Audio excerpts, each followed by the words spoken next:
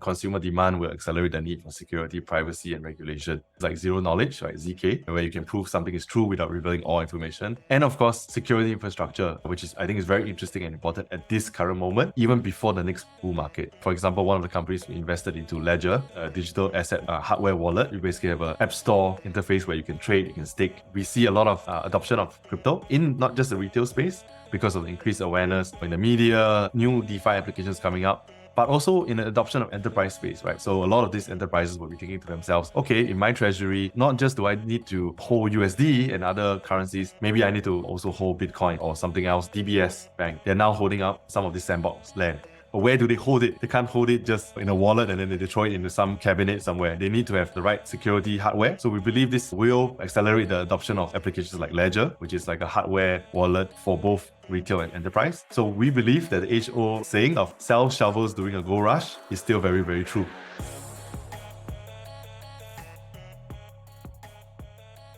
Welcome to Analyse Asia, the premier podcast dedicated to dissecting the pulse of business, technology, and media in Asia. I'm Bernard Leong, and we are at the near tail end of 2023 with breaking news from the OpenAI debacle happening in Silicon Valley, CZ from Binance resigning as CEO, with Richard Ting, the new CEO, taking over. With me today, Kelly Choo, founding partner from True Global Ventures, to discuss where AI and crypto will be heading in 2024. So, Kelly, welcome to the show again. Thank you so much, Bernard. Thank you for getting me on again. I still remember our last interview in January, and now it's about 10, 11 months on. Yeah, so much have happened, right? You were here to talk about the 5 Megatrends, but just before we get into the main subject of the day, it is always important to ask you, what have you been up to? Well, we've been extremely busy. We've been helping a lot of our portfolios, our current portfolios, as well as this pipeline of portfolios to leverage on what we call the 5 Megatrends, which we will talk about, I guess, today, later on in this show. And one of them is, everyone knows it's the generative AI trend. But how do we actually navigate this area, because it's so hot? Everyone's looking at this area, right? And then how do we actually look at it from a regulatory perspective? How do we look at it from a metaverse? How do we look at security and digital assets? These are all things in the megatrends that we are looking at and helping these portfolios. So there is a very famous quote is, nothing happens and then everything happens at once. So before we start, because this morning breaking news came on, CZ, who has just basically stepped down as CEO from Binance, and he's definitely one of the titans in the crypto space. And of course, taking over him will be Richard Ting. Very happy, fellow Singaporean. So what are your quick thoughts, just without commenting too much? I know because things are still evolving as it is as Absolutely. well. Yeah, so I don't want to comment too much on CZ. I think he has led the company to great heights already. So, kudos to him. I think Richard Ting is a very interesting, leader in this case, because of his background in Singapore, as a regulator before, and now he's leading the charge for Binance. So I really think that there will be good things coming out for Binance very soon. As a fellow Singaporeans, I'm going to wish him well. And of course, nowadays, Singaporean CEOs seems to be the face of legitimacy. Just think of Chu Souzhi, who is now the CEO of TikTok, and now Richard Ting, who's helming Binance. So I think this has come a long way, right? Yeah, exactly. Absolutely. Singapore is a very small country with very little people, but we are making an impact in that way, hopefully. So we're going to go back a bit to the weekend. So it has been a whirlwind weekend. I think let's start with the hottest topic, and it is still probably ongoing. I think they are still having negotiations. What are your thoughts on what happened to Sam Altman and OpenAI? Absolutely. That has been, blowing out my social media and, in X as well as in LinkedIn. I think we might find out the truth very soon, because I think it's extremely weird, right? For Sam to be building this board and then getting the board to eventually, oust him out. And then obviously his other co-founder had to quit.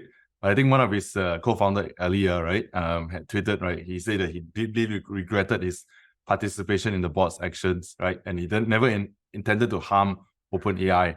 And basically it meant that, he had probably, joined the other 3 board members, because there were total 6 board members, right, including Sam. So he was 4 out of the 6 that essentially, ousted Sam out. So I think that was extremely weird, but you never know what the truth is until a couple of weeks from now. But I think one of the smartest person that actually is benefiting from this is Mr. Nadella from Microsoft, right? Basically, in this case, his maneuvering can be seen to be very shrewd, right? Because if Sam actually returns to OpenAI, then Microsoft, being OpenAI's biggest investor, has then shown that he has supported him right in the time of crisis, and this has obviously will improve their corporate relationship. But if Sam actually and his friends do join Microsoft, then this Mr. Nadella will actually look even smarter, because he has brought in the best talents, right, and technology into the world, into his his corporate into Microsoft. And maybe from the second most valuable company, they might become the most valuable company in the world. Who knows? And of course, I would probably say that Satya Nadella is probably the best corporate but not founding CEO in this era. I think that was a very, very brilliant chess move. I mean, it basically ensures that no matter whether Sam goes back to OpenAI or comes over to Microsoft, Microsoft wins in the entire process, and also locked out the other major competitors like Google, Anthropic, AWS, Databricks, etc., who are all currently in this big AI race. It's something that they are still negotiating. Probably by the time this podcast drops, we will probably have some conclusion. The board is really pretty amateur, because they only let Microsoft know, I think, only 1 minute before the announcement dropped. And from just reading what was happening with the interim CEOs that's just changed over twice, it is really sad that things have gone out this way for the most valuable company. And if the remaining three board members don't realize, they just flush a $90 billion worth company down to the toilet if this impasse doesn't resolve itself. But I want to now move back, because I think while all the OpenAI drama is going, and let's dial back to the OpenAI developer event. How did the recent OpenAI developer day influence your views and strategies when it comes to investing in generative AI and new large language models? Yeah, great question. I think two of the announcements did stand out for me. One is definitely that they're now allowing users to build their own GPTs, right? So one of the key things is that they said that they allow users to build their own bots, just through prompts without needing to do any coding. And this obviously allows not just consumers but enterprise customers to make internal only GPT built on top of their company's knowledge base, right? So they can connect their databases, they can connect any of the institutional memory and data that they have, and that basically will be a game changer, because number one, data is everything for AI, right? Especially for generative AI. So I think this is definitely one of the things that stood out for me. The second thing is definitely the new GPT store. Because that basically means that OpenAI is going towards the we are not just one solution company. We are basically the marketplace. We are definitely the store to come into. And then basically besides the verified builders, they're basically saying that whoever has popular GPT models will pay them. Basically, it's going down the route of what Apple did right previously with the Apple Play Store. The Apple App Store. So I think these two things stood out. But I think in terms of for investments perspective, for True Global Ventures, we don't think that investing in LLMs is actually a good strategy at this moment, because it requires billions of dollars to actually invest into this area, and you never know, right? And, every time you wake up in the morning, the next LLM might have leapfrogged you, right? because of the nature of this highly competitive space, open source models, models that come out of of other countries in China or in other places where they have a lot of data. So we think that this is actually, from an investment perspective, is not great. Of course, a lot of these models are not as great as ChatGPT, but you never know, because like for example, Meta, when they open sourced their Llama 2, they went a different route, right? And they knew that the open source model may be the way to do it. So I think this is something like like the Apple iOS and Android, Google Android war, where both can exist and can thrive. And for us, we'd rather invest into the applications and solution that solve a problem or multiple problems in a vertical, because we think that's where the true value lies, and we can see the multiples of on our return on investments there. I totally agree with you with that point of view. And even though I've done some analysis, if I were to ever try to build an ASEAN LLM, I think the numbers are just too big, and I don't think the VCs are able to afford this. So maybe coming back to the generative AI question, could you walk us through the chronology of generative AI's rise and its current state in the technology landscape? What are the startups that caught your attention? I guess maybe the question, you already said that you don't invest in the foundation models, right? Where do you think, say, the APIs that connects the foundation models to the applications, and also the applications itself in the generative AI space? Sure. So the chronology of generative AI, I mean, depends on who wrote in this case, the chronology. But I think if you look at it from a quarter by quarter basis, I think in quarter one of 2023, earlier this year, right? I think mostly they were very experimental. A lot of the executives that were surveyed during the time saying, they were trying certain things out, but it was not, conclusive because they don't know how to actually implement it. Concerns of, security of their own data were there. So I think that all these were out there in quarter one. And IBM, I think, also conducted a survey during the time in quarter one, and they found that 45% of these cloud leaders, surveyed, they expressed concerns, right, in all these areas of cybersecurity, privacy, confidentiality. So there were a lot of, I would say, unknowns at the time and a lot of concerns. And then in quarter two, I think that when a little bit of things changed, McKinsey global survey confirmed of the explosive growth of these tools. So I think not just in terms of the foundational model, but also in a lot of the applications that came out. And of course, 1/3 of these survey respondents responded that their organizations are using something, right, in this area. Of course, they didn't reveal too much because it was competitive. Some said, of course, like customer service. Some says things like helping their staff write better, or basically look at data faster, right? So these are areas that came out. And of course, there was an MIT technology review that showed that this accelerating adoption was actually happening across Asia, not just in terms of US and Europe. So that was in quarter two. And then in quarter three, I think this led to more acceleration, right? So, but a lot of the companies that were smaller, they were struggling with the rise of this generative AI. So I remember a couple of family offices, a couple of other peer venture capitalists who spoke to us. We were chatting and we were talking about how to actually implement some of this generative AI, because they were wondering, right? Because everyone, including their bosses' bosses, and basically the board is asking the same question, like, how do we do this? Because everyone they see in the news is actually adopting this. So, Deloitte AI Institute also at the time unveiled a new report, right? It's talking about generative AI use cases across 6 major industry verticals. So there was one of the first few reports that came out that basically said, how do you actually use it rather than, just using, ChatGPT to do your homework faster or to answer questions.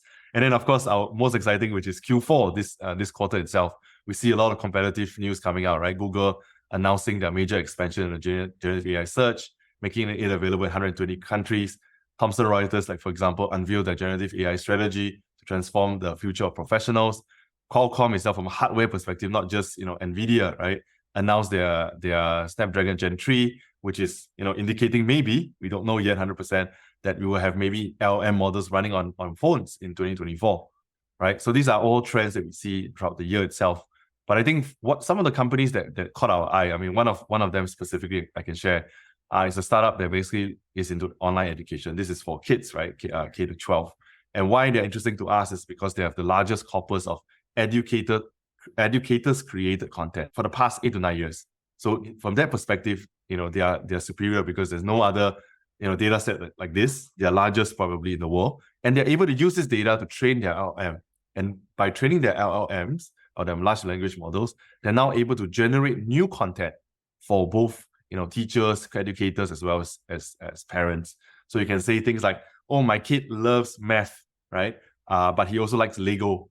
And this can generate in real time some sort of math training program curriculum with Lego. And you can translate this into 10, 20, 30 different languages in almost in an instant. So these are some of the examples of generative AI where it's verticalized, it's disrupting a space that's very traditional, and we like this kind of companies. I basically dive in the between the AI and the crypto space myself, and I actually find really some similarities. To me, an LLM is no different from an L1 blockchain. So I think my question to you then is, what type of business models are going to be proving to be successful in the generative AI space, and how True Global Ventures is going to engage with these models when it comes to evaluation of the startups? I think this area of generative AI space is always evolving, and as I mentioned previously, we don't want to be investing in the LLMs itself. We think that just like in blockchain, right, investing in layer ones can be a huge risk because you don't know which layer one will do better than the other, right? Everyone is claiming to be like the Ethereum killer, right, or the Bitcoin killer, and you never know which one is going to be the next one. I think as high risk you get high rewards, obviously, but there is a huge kind of unfair advantage that Ethereum has because they have the most developers, they have the most apps, they're the most total value locked, right? Basically money that's locked into their chain itself. So they have a really, really strong network effect that's extremely hard to break, right? So similarly, we think the same that is happening now for OpenAI and some of the other top LLMs. So they will be able to, pull together all the best apps or the best other forms of data to basically train their models as well as to create new apps on top of that. So we think, as we mentioned, the verticalized parts of different segments will be actually disrupted using generative AI. So we're happy to talk about some of them, in the next couple of questions. But basically, these verticals are the ones that will be affected the most, and therefore they'll be the most value created, right? And we don't think actually the business models will fundamentally change, right? They won't change because fundamentally how they make money is either through monetization of B2B SaaS, of infrastructure where you lease out the infrastructure. So these are the areas that we really, really want to invest into. So where is True Global Ventures at when it comes to investing in AI startups? Do you invest in the category? Yeah, so we traditionally actually started investing in AI companies in 2011. So this is not our first foray into AI investments. Myself, I think back in 2008, I started a AI ML company, which basically looked at the social media and crawled the social media to understand the sentiments of what people were saying on brands, on policies, and different areas.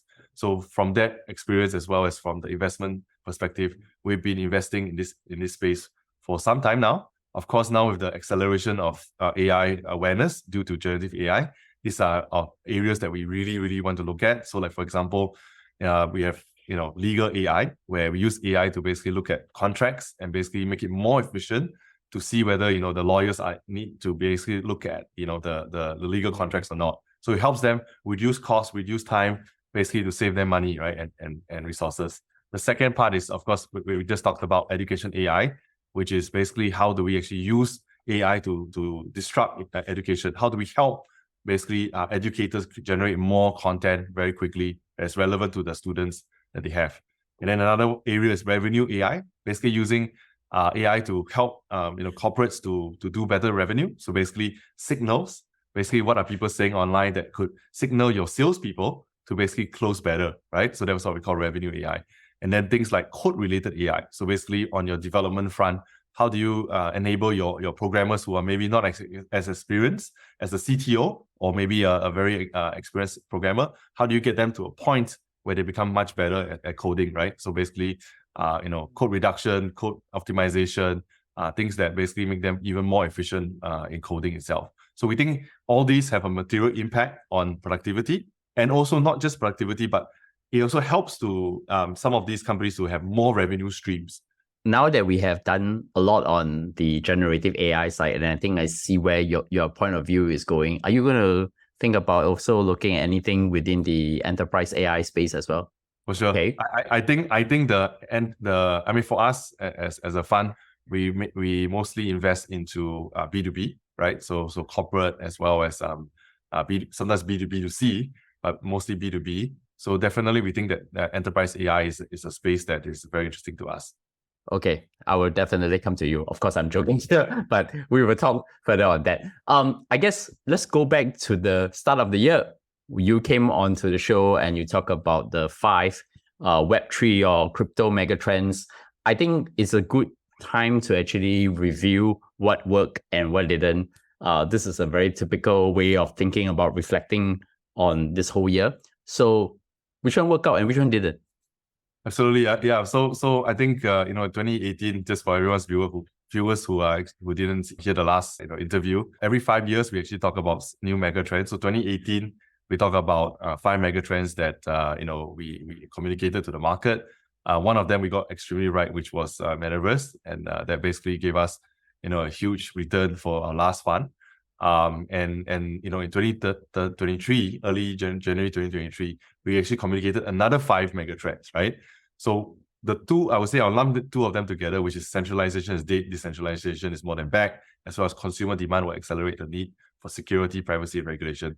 That in itself is actually accelerating faster than what we expected. We expected this to be maybe 2, 3, 5 years out, right? But we see the trend now happening, obviously gaining momentum due to the SEC issues with the Bitcoin ETF, especially the spot ETF. We think this is actually a very interesting position to be in because this is basically where a lot of legal challenges has been in the past. But now we see that if this is actually approved, then obviously a lot of the institutional money will come in, and you will see like for example, traditional finance gaining a lot larger share in the Bitcoin market, right? Because the CME group's rise in the Bitcoin future trading has already seen that it's been larger than a lot of the other traditional Web3 markets out there. And because of this anticipation of this spot Bitcoin ETFs, we see a lot of this impact on the demand and the price. In the last couple of weeks, price has been going up. You never know. You can never project these kind of things. It might go up or down. But I think there's a lot of anticipation that this spot Bitcoin ETF in the US will be approved, right? And this is not to be clear, this is not the only spot Bitcoin ETF, right? Because there are others that were already approved outside of the US. But why the US is so important is because it's a key market, right? Everyone sees it as one of the leaders of this space. So with that approval, then we think that this demand will go up. And of course, Bitcoin halving in 2024, April 2024, we think we'll have a positive driver on this, the price of Bitcoin itself. So we think that this trend will continue to accelerate, right? And we think that Bitcoin is the key or the fundamental use case for decentralization for us. And of course, security, privacy, regulation will happen, and we can talk about a little bit more about that in the next few segments of this interview. Thank you. And then the second or the third trend, I would say, right, because the first two were trend 1 and 2, is basically decentralized AI in Web3 getting real user traction, right? Finally, right? This was one of the megatrends that we got wrong in 2018. We talked about how AI and Web3 and decentralization will happen, but we got it wrong during the time. But now we really feel that this is coming, right? Because we think that the internet is not owned by anyone when it first started, right? It should be a top priority today to actually regulate AI development in any country, starting with the US. We think that US is probably 9 months ahead of China, as well as even more ahead of the rest of the world. But with ChatGPT's success, right, this shows that there's actually real user traction in both consumer as well as enterprise, right? And also in this Web3 space because of blockchain coming in and decentralizing a lot of these functions.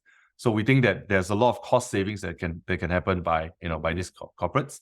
So some stats just to share with everyone. A quarter of these companies, right, including SMEs, have saved roughly about $50,000 to $70,000 using ChatGPT, right, based on the research that was done. So this is a huge impact for a lot of these SMEs and corporates, not only in the non-tech space, but also a lot in the Web3 space. For example, one of our portfolio companies, Animoca Brands, right, they're using this AI to basically generate new items, new virtual items. So this actually helps them reduce production time by 80%, and also helps them increase their revenues because they now have a whole catalog of digital assets, right? And with the events that are happening, right, interesting events that are happening now, unfortunate events happening now in OpenAI, we see that leadership changes highlights a challenge of aligning research and product development, right?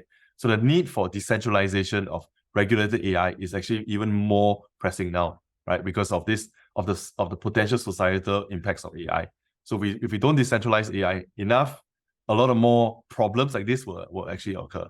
And definitely last but not least, is the open metaverse crossing the chasm to become mainstream, right? Governments have been pushing these areas of promoting investments into metaverse ecosystem. We can see it in South Korea, Japan, even Saudi Arabia, right?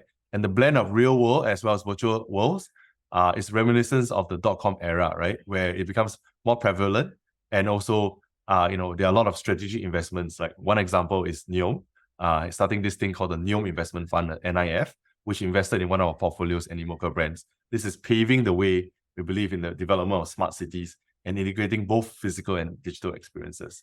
So I would say these are the 3 to 4 trends that are accelerating now, even faster than sometimes we have expected. The Bitcoin ETFs, there's going to be 13 of them running. I think probably starting Q1 2024 is something really we have to watch. And of course, Bitcoin halving seems to be driving every crypto bull run. So it seems to be the only thing that matters as such. I think with crypto and Web3 evolving so quickly, And of course, people are so jaded after the FTX debacle. So now the question is, there are definitely developments. Even myself, I've been looking at a lot of things in the new ERC 6551, real world monetization. I think, can you highlight some of the more exciting developments that you've seen recently? I know you took a look on the real world asset monetization side as such. Yeah, absolutely. So real world assets RWA tokenization, I think, has emerged as one of the strongest use case of blockchain on a global scale now. I've come across, I think, at least tens, if not close to hundreds of companies that were saying that they can tokenize everything from bonds to property. And we think that this is actually very interesting because it holds the promise of bringing greater efficiency and security to financial markets, right? Especially in this digital age. I think one of the areas that we look at is basically areas that we've seen is actually the push for risk-free real-world yields, right? Basically shifting from industry focus from tokenization, like for example T-bills, real estate, precious metals, gems, fine art, and these are areas where we see a lot of tokenization happening. Another example is Matrix Ports tokenized short-term treasury bonds, right? We call it the STBT. And this is basically where they tokenize the treasury bills. Basically, they got a obviously very positive response. The MS, I think, more than 123 million in over 5 months. These are areas where using blockchain technology, you create efficiency, you create liquidity from something that is in a traditional financial market into this whole blockchain area. And the last but definitely not least is one of the areas that we've been very keen on and we're looking at is really the tokenization of voluntary carbon credits. So this is our areas where people talk about how do we have how do we encourage users or retail users to go greener, right? And one of these areas is how do you tokenize voluntary carbon credits? How do you reward users for better behavior in green sustainability kind of lifestyles? And how do you actually then use that as a asset that you can use to trade or to to swap to other assets or even money? So I think these are the areas that we see in RWA. I think the carbon credits question, I've actually looked at it in the last cycle and it didn't come up with anything satisfactory, even in the US side. And the other aspect of what is coming, one of the most interesting things in the NFT space. Can you briefly explain the concept of ERC 6551 and programmable NFTs, they call it? How are they different from the traditional NFTs that people are most familiar with, or some people call it overpriced JPEGs? Yes. So on top of being overpriced JPEGs, I think this ERC 6551 enables a couple of things, right? It solves a couple of problems, right? I think one of the biggest problems with NFTs is that in the overpriced JPEGs you have a link, right? And this link basically links to some JPEG at some server or database somewhere else. So the moment someone removes that image, your NFT sort of disappears, right? Because you don't have the image anymore. So in order to solve this problem, I think the ERC standard came out of 6551. Instead of managing huge databases and centralized servers to render these NFTs or the images, you basically have an on-chain way to seamlessly store this information and also to make it programmable in a way that it can evolve. I can give you 4 examples here. One of them is identity. So every NFT can then now own its own identity. And when you do that, you can actually interact with apps. So you don't have to just use your own Web3 wallet or your MetaMask to basically interact with these apps. You can actually use NFTs to interact with it. So this will be great for things like games, right?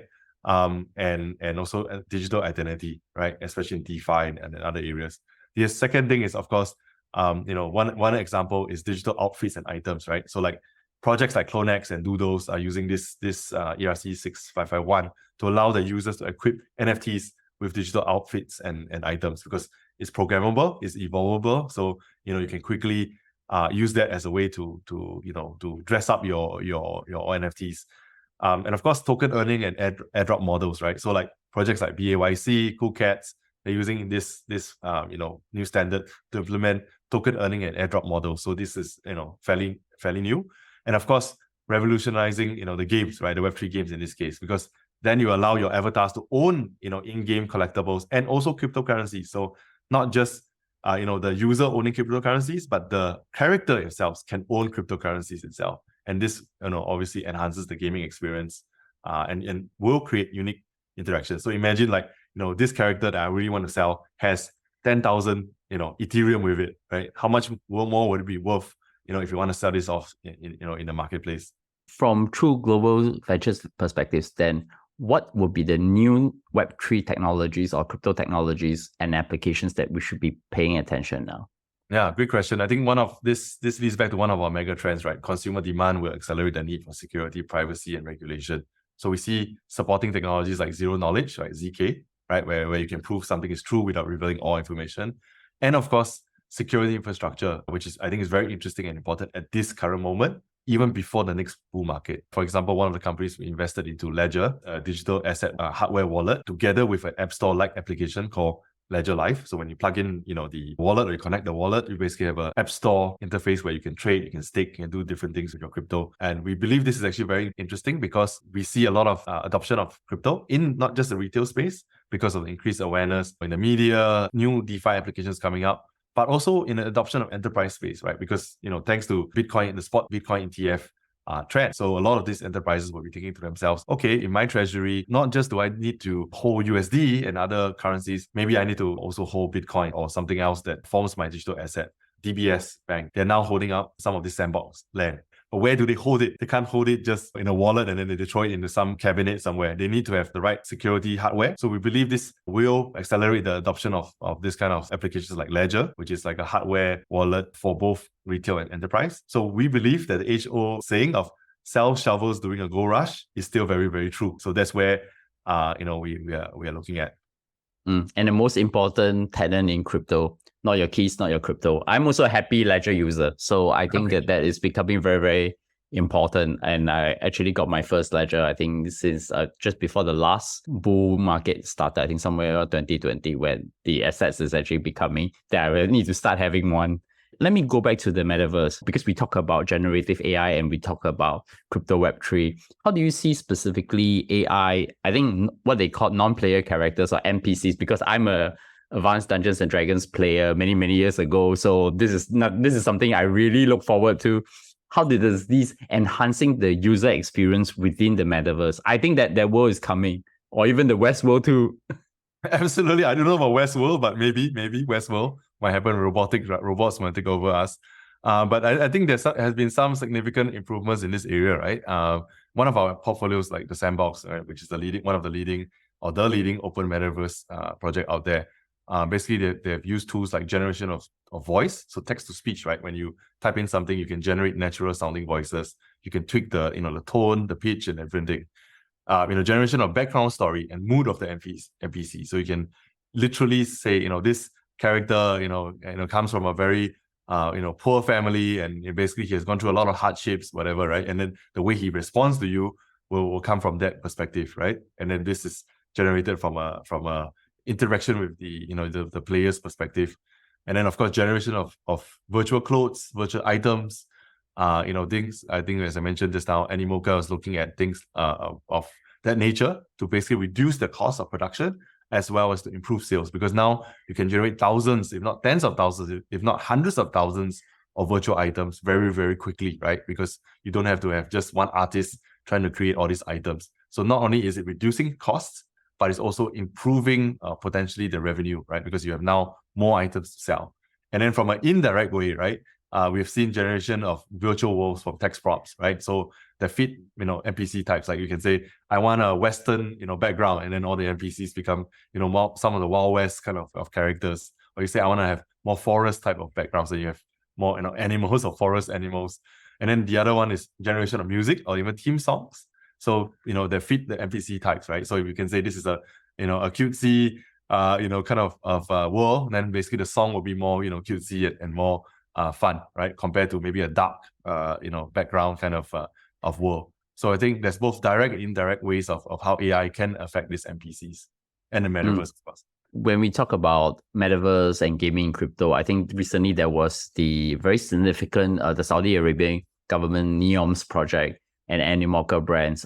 Just as well, when I was in Airbus, the NEOM project is a very, very big initiative, even for the manufacturing of airplanes as such, and drones as well, where we were thinking about how to future landscape the entire place. So can you discuss the significance of the recent Saudi's government's investment into Animoca brands and also their potential impact to the metaverse? Sure. As part of this strategic relationship, Animoca Brands will work with Neom, right, on building Web3 enterprise service capabilities with global commercial applicability, right? So they're building in Middle East, in Saudi Arabia, and basically trialing it there, and then basically seeing how they can bring it to the world, right? And these are, deployed to support, their advancements in the Riyadh and as well as the Neom region. So things like establishing a hub, right, in Neom itself to nurture local Web3 ecosystem, basically training, the locals there and as well as the talent that comes to that area on how to actually use some of these Web3 technologies. I think this means from a Animoca perspective, market access, obviously, to Saudi Arabia as well as the markets around it. So that's great for Animoca. But from a Neom perspective, right, the question is, how can this actually tie back to their the Saudi's vision of 2030 smart city, right? Which is what they're really after. And we can take a cue from Yatsiu, right, the co-founder and chairman of Animoca Brands, on what he said in the press. He said, Neom could become the first region to harness the transformative power of blockchain fully. We've always seen the growth of Web3 as the rise of a new meta nation. So this is a big hint, right? Without going into too much details that we can reveal. But this could mean, various things, right? One is, of course, better physical and metaverse synchronization, right? Building a digital twin of buildings, testing concepts like maybe theme parks, different buildings, different concepts on the metaverse, and then getting the response from that, and then actually building an actual building, an actual theme park in the real world, right? So there's some sort of digital synchronization there between physical and metaverse. Things like maybe tokenization of certain assets, right? And they could tokenize, certain areas and say this is for investments for external investors. That creates liquidity, that creates a marketplace, or even things like land and housing registers, right, on the blockchain. We've seen such use cases before, where you put who owns this particular land or this particular house or this particular apartment on the blockchain. So there's no argument who actually legally owns it. So there are many things, but I would say that I encourage anyone who's listening here who's very interested in Web3 and blockchain technologies in smart cities to watch this space very, very closely, because there's going to be more announcements coming soon. I want to dive into another segue, which is the Apple Vision Pro. I think it's like building the most iPhone-like VR goggle glasses. To me, actually, it disrupts not just the AR VR space, but actually, if you really look into the demos, you almost don't need a TV anymore. Or with the Vision Pro. So how do you think Apple's foray into the VR and AR space will change the metaverse market? Yeah, I think this is literally one of the game changers, right? With pun intended or no pun intended. Because I think Vision Pro, Apple's Vision Pro is all about, using eye tracking from my perspective and removing the need for, controllers, right? So for the first few versions of, these headsets, which, I own a Meta Quest 2, I think, yeah. And I've been looking at this space for some time. I think the cumbersomeness of using that controller really, limits the kind of interaction that you can have. So just like how Apple, I think, mostly removes the need for stylus pens in smartphones with their, Apple iPhone, I think the same they're trying to do here for, this, goggles itself. So having superior eye tracking and, like intention, like when you point like a mouse towards a particular item and having that item be selected or interacting with the item, I think that's really the game changer. I think there'll be a lot more innovative apps and games that we haven't even thought about that will suddenly become more useful because of this natural way of interaction. And I think this is literally where this will go. So where do you think the AR and VR market will go from there? I think like most technologies, it will always start out with gaming and entertainment markets first for mass adoption of consumers, simply because that's the easiest way to attract someone to buy those headsets, right? I mean, short of giving those headsets away for free to consumers, which they probably would never do because it will incur a huge loss. I think gaming, entertainment, like what you said, big screens, a movie theater, a 1,000-inch, movie theater at your home. These are things that people will resonate with, right? I mean, can you imagine sitting on a sofa, watching Netflix in a 1,000-inch, home theater without buying a 1,000-inch projection TV? These are the kind of use cases that will attract, obviously the mass adoption for consumers. But from a corporate perspective, I think it's less clear. But I think one of the areas that I would like to see is actually the virtual human conference calls, right? So like the other party, like for example, I and you now, right, where we see each other on the screen, but if I can see you, with in real life, like you look like literally across the table from me, I think this could be one of the first widely used use cases on top of industrial training that's already happening, right?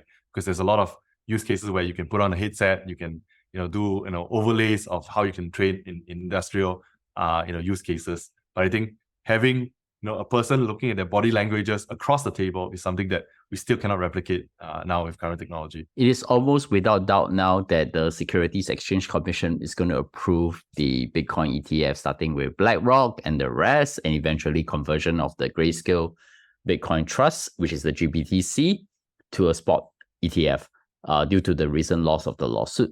So that means institutional investors are coming to crypto. I think, to me, there's some interesting interplay here, right? What does that mean for the crypto ecosystem as a balance between decentralization and other financial innovations in the space itself? I mean, now we have centralized investors coming into the decentralized space, which is the irony, obviously. Yes. So it's a great question. I think there will always be two markets that will coexist, right? So number one, the first market will want to stay anonymous. People who want to stay anonymous, they will refuse KYC, they will refuse regulation, they will use Bitcoin, crypto as a way to generate wealth, maybe exchange wealth, move wealth, and then they will refuse all sorts of regulations and KYC on this. And then, of course, on the other side, crypto will finally be accepted as an alternative asset class, right, by institutional investors and corporates, which we are very excited about, because this means that you legitimize, an area where there wasn't much regulation, there wasn't much, ways to play, and everyone says, hey, this is, so it's scamish, right? Or this is something that we don't understand, we can't touch because there's no regulation around it. So for the second part, I think this is what we are very excited about, and because these innovations will accelerate innovations, both sides, right? We think they will become very symbiotic with each other. So there will be, some, privacy retaining technologies that will come up for the consumer side that will be adopted by, the institutional side, and vice versa, right?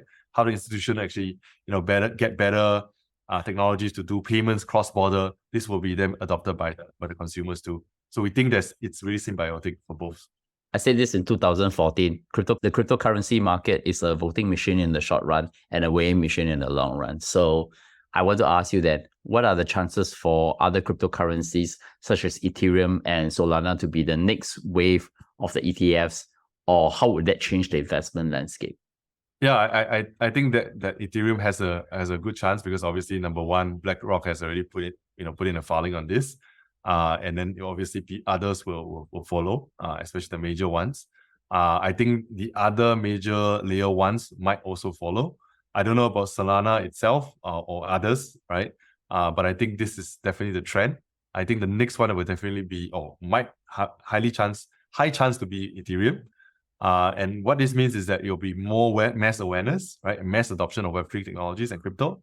And that's really the dream, right, of all investors in this space, that there is mass adoption, because everyone has been, kind of saying, this Web3 thing is so small, it's so niche, what's the market size? I don't get this, right? And then if this happens, which we think it will happen, then, there'll be mass adoption. But I think there's still a lot of major skeptics. But it's good. The tourist VCs have left. Now, I'm still the same Web3 angel investor as before. My street cred probably have gone up. I think yours also increased as well. So maybe curious to ask then, how do you envision regulatory changes that's shaping the future of cryptocurrency, ETFs, and investor strategies? I mean, there's the emergence of Dubai, London, Hong Kong this year, in addition to Singapore, as crypto hubs enabling this type of innovation. Yeah, absolutely. I mean, this is one of the megatrends that we talked about, right? Which is regulation and better security, because we believe that this is the way that the world should work, especially if the governments are going to be involved, as well as the big corporates are involved. You need some sort of framework to protect not just the consumers, but also the corporates that are part of this.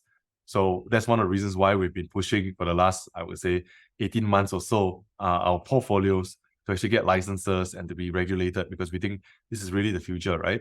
So, for example, one of our portfolios, we said, okay, maybe Singapore, maybe Hong Kong is not as clear at this moment. So why don't you go to Dubai and do it, right? And now they're in Dubai, they're getting these licenses anytime now. So these are areas where we believe that once you have that trust and that a regulation in place, basically that's where institutions will come in.